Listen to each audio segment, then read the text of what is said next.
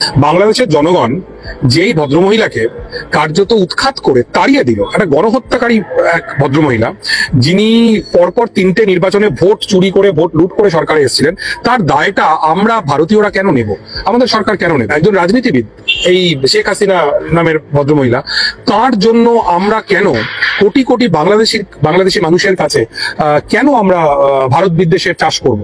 আমরা তো এটা করতে পারি না। শেখ হাসিনার সঙ্গে তার দেশের জনগণের বোঝাপড়া, সেই জনগণ স্থির করবেন। আমরা কেন মানে এই স্টেকটাই দায়টা আমরা কেন নেব? যার বিরুদ্ধে ইন্টারন্যাশনাল কোর্ট অফ জাস্টিসে গণহত্যার মামলা, যার বিরুদ্ধে গোটা বিশ্বে যিনি ধিকৃত এই মুহূর্তে দাঁড়িয়ে, তাকে আমরা সেভ করতে যাবো কেন? না, এখানে একটা বিষয় আছে। ভারতের কিছু রাজনৈতিক বিশ্লেষক বা সংবাদ মাধ্যম সেখানে বলা হচ্ছে যে এটা সাধারণ ছাত্রদের আন্দোলন বা বাংলাদেশের সাধারণ মানুষের আন্দোলন ছিল না, এই আন্দোলন মূলত মৌলবাদী জামাত এবং বিএনপি ক্ষমতা দখলের আন্দোলন ছিল, সেই জন্য ভারত সাপোর্ট। কিন্তু আমি তো দেখলাম যে এখনো পর্যন্ত জামাত বা বিএনপি কেউই এখনো পর্যন্ত ক্ষমতায় আসতেই পারলো না, 3 মাস পেরিয়ে গেল। আর আপনি কি বাংলাদেশের মিডিয়া ফলো করেন? আমি জানি না আপনি করেন কিনা, করা উচিত যদি আপনি বাংলাদেশ নিয়ে কথা বলতে চান। জামাতে ইসলামের যিনি আমির, তিনি কয়েকদিন আগে কি স্টেটমেন্ট দিয়েছেন জানেন? তিনি স্টেটমেন্ট দিয়েছেন আওয়ামী লীগকে ফ্যাসিস্ট বলা যাবে না, তারাও আমাদের রাজনৈতিক পরিবারের অংশ। বিএনপি নেতা মির্জা ফখরুল ইসলাম আলমগীর তিনি বলেছেন আওয়ামী লীগকে নিষিদ্ধ করার আমরা বিরোধিতা করি, আওয়ামী লীগকে নিষিদ্ধ করা যাবে না।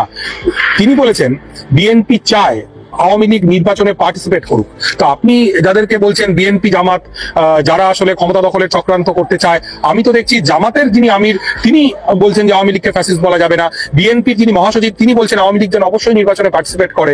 তাহলে আমার তো এই হিসেবটা মিলছে না। দ্বিতীয় কথা হচ্ছে, বাংলাদেশের মানুষ তারা শেখ হাসিনাকে চাক বা না চাক, তারা বিএনপিকে চাক বা না চাক, তারা কমিউনিস্ট পার্টি বা বামপন্থীদেরকে চাক বা না চাক, আমাদের তাতে কি স্টেক আসে? আমরা কেন পাশের বাড়ির জানলা দিয়ে নাক গলাবো? পাশের বাড়ির মধ্যে ধরুন স্বামী স্ত্রীর মধ্যে ঝামেলা হচ্ছে, আপনার কি রুচি যে আপনি তার মধ্যে নাক গলাবেন এবং গিয়ে স্বামীর বা স্ত্রীর পক্ষ নিয়ে অন্য পক্ষের গাল খাবেন? আমরা কেন খাবো? আমি বুঝতে পারছি না। আমার ট্যাক্সের টাকায়, আপনার ট্যাক্সের টাকায় অন্য একজন দেশের বিতাড়িত প্রত্যাখ্যাত এক মহিলা প্রধানমন্ত্রী ছিলেন, তিনি, তার ভরণ পোষণ ইত্যাদি কেন চলবে? এর কারণটা কি? না, আমি প্রথম সারির নিউজ চ্যানেল বা নিউজ পেপারে গত 2 দিন আগেও পড়ছিলাম, সেখানে বলা হচ্ছে যে শেখ হাসিনার নামে অনেক মিথ্যা মামলা দেওয়া হয়েছে বাংলাদেশে। তো সেখানে যদি হাসিনাকে ফিরিয়ে দেওয়া হয় সেক্ষেত্রে তার একটা ক্ষতির সম্ভাবনা রয়েছে বা তার উপর একটা আক্রমণের সম্ভাবনা রয়েছে, সেই জন্য ভারত হয়তো আগলে রাখছে না। আপনার ইন্টারেস্টটা কি হাসিনাকে রক্ষা করার? আপনার ইন্টারেস্টটা কি? আমি এটা বুঝতে পারছি না। শেখ হাসিনা যেহেতু দীর্ঘদিন বাংলাদেশের প্রধানমন্ত্রী ছিলেন, ভারতের সঙ্গে সুসম্পর্ক ছিল, সে কারণে একটা তার মানে আপনি বলতে চাইছেন যে শেখ হাসিনা ভারতের কর্মচারী ছিলেন এবং এই মুহূর্তে আমাদের রাষ্ট্র চাইবে বা আমাদের সরকার চাইবে তার কর্মচারীকে নিরাপত্তা দিতে। এটা মানবিকতার দিক থেকে হয়তো। আপনি যখন শেখ হাসিনার নির্দেশে পুলিশ গুলি চালালো, তখন রিয়া গোপ বলে একটা 7 বছর বয়সী হিন্দু মেয়েকে স্নাইপার গুলি করে মারলো, তখন 1.5 সহস্রাধিক মানুষকে এই শেখ হাসিনা নামক মহিলা 20 দিনের মধ্যে গুলি করে মারলেন, তখন কি মানবিকতা কোথায় ছিল? তখন সে মানবিকতা কোথায় ছিল? এই গণহত্যার জন্য তো অবশ্যই শেখ হাসিনার বিচার হওয়া উচিত বলে আমি মনে করি। তার বিচার বাংলাদেশের মানুষ করবেন কি করবেন না অন্য ব্যাপার, কিন্তু যদি আমাদের দেশের সরকার বা আমাদের রাষ্ট্র মনে করে যে শেখ হাসিনা তার পুরাতন ভৃত্য, দীর্ঘদিনের বিশ্বস্ত কর্মচারী এবং এখন মালিকের কর্তব্য যখন ভৃত্য বিপাকে পড়েছে তখন তাকে নিরাপত্তা দেওয়ার, আমি মনে করি সেইটা আমার দেশের জন্য এটা ভালো সিদ্ধান্ত নয়। শেখ হাসিনার যা হবে বা হবে না সেটা বাংলাদেশের জনগণ বুঝবেন। এবং আবারও বলছি, শেখ হাসিনার আমলেও বাংলাদেশে হিন্দু নির্যাতন যথেষ্ট হয়েছে, সমস্ত বিরোধী কণ্ঠস্বর দমন করা হয়েছে। সেক্ষেত্রে আমাদের তো এই আগ বাড়িয়ে এই ঝুঁকিটা নেওয়ার কোনো দরকার নেই। পৃথিবীর কোনো দেশ এই ভদ্রমহিলাকে কোনো ঠাঁই দিচ্ছেন না। ওর পরিবারের মানুষ তো লন্ডনের এমপি।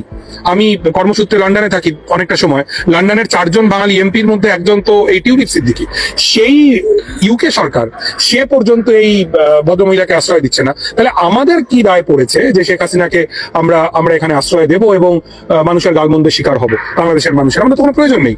আমরা বাংলাদেশের মানুষের সঙ্গে তাদের যে সরকারই আসুক, ডান বাম মধ্যম যাই আসুক, আমরা তাদের সাথে একটা সুস্থ স্বাভাবিক সম্পর্ক নির্মাণ করব।